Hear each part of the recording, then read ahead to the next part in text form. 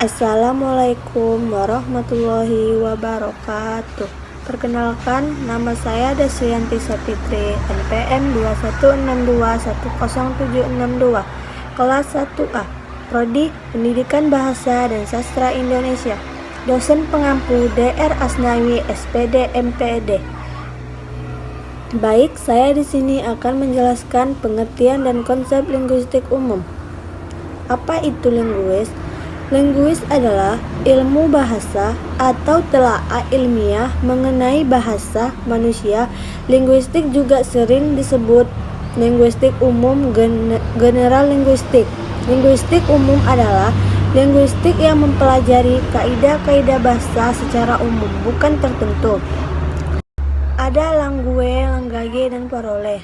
Langue adalah sistem bahasa tertentu. Langgage adalah sistem bahasa manusia secara umum, sedangkan binatang tidak. Parole. Parole adalah wujud bahasa atau konkret, wujud bahasa yang konkret atau tuturan. Apa itu linguis?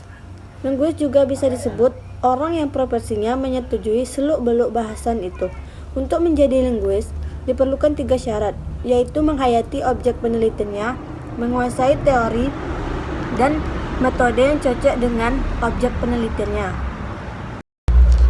Cabang ilmu linguistik. Cabang ilmu linguistik umum dapat dibagi berdasarkan objek pembahasannya, di antaranya fonetik dan fonologi atau bunyi bahasa, morfologi atau pembentukan kata, sintaksis atau aturan pembentukan kalimat, serta semantik makna kata. Fonetik dan fonologi. Fonetik adalah kajian yang membahas proses ujaran dan menerangkan bunyi-bunyi tertentu dari segi kuantitas yang dihasilkan. Fonologi adalah bidang linguistik umum yang mempelajari fungsi bunyi untuk membedakan atau mengidentifikasi kata. Morfologi. Morfologi adalah cabang linguistik yang menganalisis struktur, bentuk, dan pembentukan serta klarifikasi kata-kata.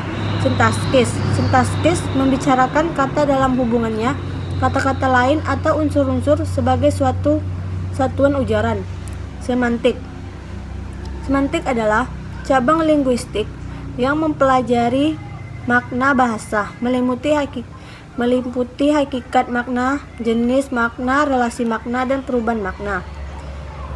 Keilmian linguistik juga termasuk ilmu linguistik telah mengalami 3 tahap perkembangan berikut adalah, yaitu tahap spekuasi, observasi, dan klasifikasi.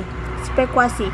Pada tahap spekuasi, pernyataan-pernyataan tentang bahasa tidak didasarkan pada empiris, melainkan pada dongeng atau cerita rekaan belaka.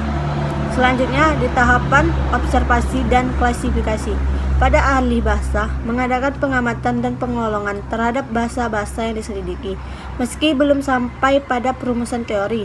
Pada tahap berikutnya, yaitu tahapan perumusan teori atau konsep bahasa yang ideal, inilah yang kemudian melahirkan berbagai aliran, paham, pendekatan, dan teknik penyelidikan.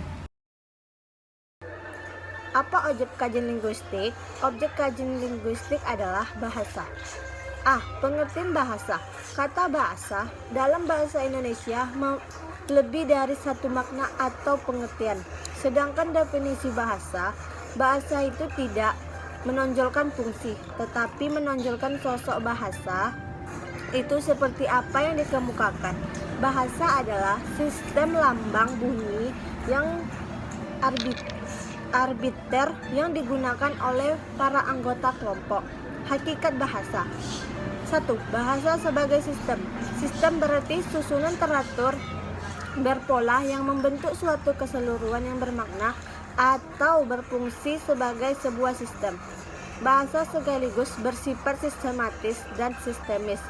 2. Bahasa sebagai lambang. Kata lambang sering dipadankan dengan kata simbol dengan pengertian yang sama. Yang menjadi kekhususan ilmu linguistik adalah bahasa sebagai bahasa antropolinguistik, juga mempelajari unsur-unsur budaya yang terkandung dalam pola-pola bahasa yang dimiliki oleh penuturnya, serta mengkaji bahasa dalam hubungannya dengan budaya penuturnya secara menyeluruh. Subdisiplin linguistik meliputi 3, yaitu Linguistik makro antara lain sosiolinguistik, mempelajari bahasa dalam hubungan pemakai di masyarakat. Stilistika, mempelajari bahasa dalam karya sastra. Filologi, mempelajari bahasa, kebudayaan, pranata, dan sejarah suatu bangsa sebagaimana terdapat dalam bahan tertulis.